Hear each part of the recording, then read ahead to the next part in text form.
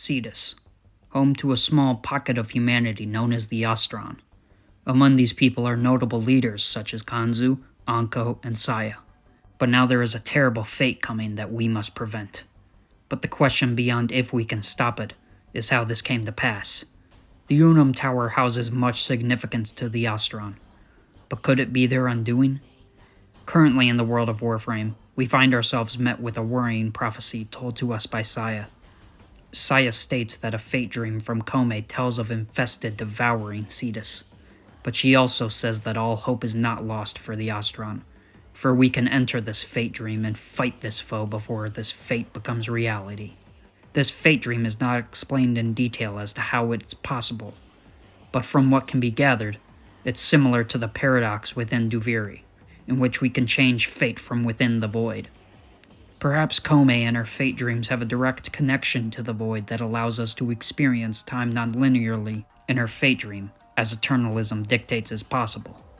Whatever the case, we are able to enter this fate dream and fight off the rising infestation. It appears the siege was to happen on a day celebrating Koumei and offerings to be made in her honor. But now she will assist us and use these offerings to draw out the true foe, the infested Oni.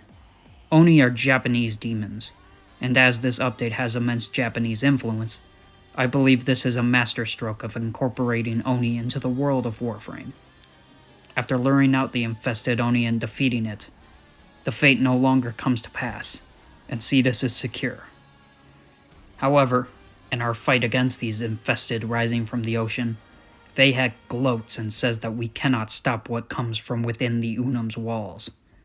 While we were able to combat this fated siege of Cetus, this note from Vahak is very concerning, as it implies there are infested from within the Unum Tower.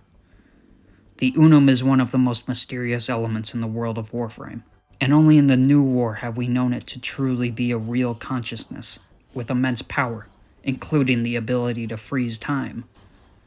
The infested may have been held off for now, but if the Unum Tower houses them, they're bound to attack once more. But how is this possible? Was the plague star that crashed on Cetus the source of these infested? Or a far more frightening source is from the Unum itself. The Unum is said to work in cooperation with the people of Cetus, and allows them to use their flesh. But could this flesh be more than just the source of Temple Kuva? Could it also be that the flesh of this Oregon Tower has the capability to reproduce infested life forms? As seen within the Jade Shadows quest, the infestation we now know is at least somewhat capable of reproducing, as Warframes are sourced from the Helminth strain of the infested, so by extension is it entirely possible the infested themselves can reproduce in a similar way.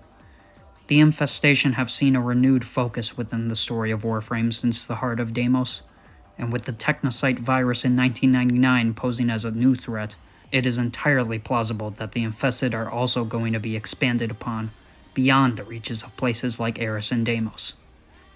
What I believe this could mean is that the Unum Tower is in fact a strain of the infestation itself.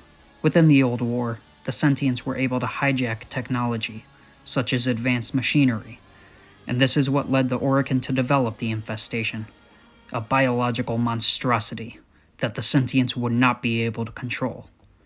Unfortunately for the Orokin, neither were they, until they created the Helminth strain and combined it with transference.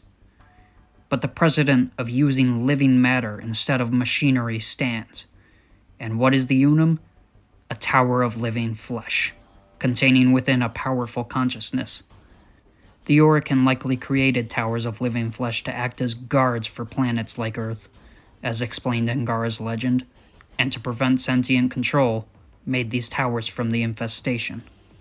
However, as we know, the infestation is only known to be controlled through transference, and the spirit of the Unum would be, in all likelihood, its operator. In Whispers in the Walls, we take control over a vessel, establishing that we can in fact perform transference on things as large as giants. So who is to say transference can't be performed on something as massive as an Orokin Tower? All of this is to say that I believe that while we have prevented this terrible nightmare for now, with the assistance of Koumei, we will likely have to contend with the infested again on Cetus. Whatever operator could be within the Unum, it is clear that the infested did not simply come rising out of the ocean, so they must have come from the Unum Tower, which likely means this mystery operator's hold over the Unum is weakening, and because it is such a massive infested structure, it would mean that the continued regrowing and cutting of its flesh has led to a breakdown in controlling the infestation of the tower. Somehow the flesh cut from the tower has fallen into the ocean over time, and Koumei's fate dream just so happened to be when this infestation attacks Cetus. The true fear is that this infested siege is merely a prelude, and if the Tower of the Unum is capable of regenerating flesh indefinitely, so too can it generate infested indefinitely. Now that we have surmised the true mysteries behind this tower and what it is, who is the operator of it? Whatever operator could control a tower must have immense power. And judging from the fact that within the new war they were able to freeze time, this operator has power unlike any other. Temporal manipulation is an established capability of the Void, and we have even used transference to travel through time in the Lotus Eaters, so it is not completely unprecedented for our Void powers to allow for manipulating time. But we have yet to manipulate the time around us, rather only manipulate our experience of time. What does all of this mean, though? It means that we will likely have to investigate the Unum in the future.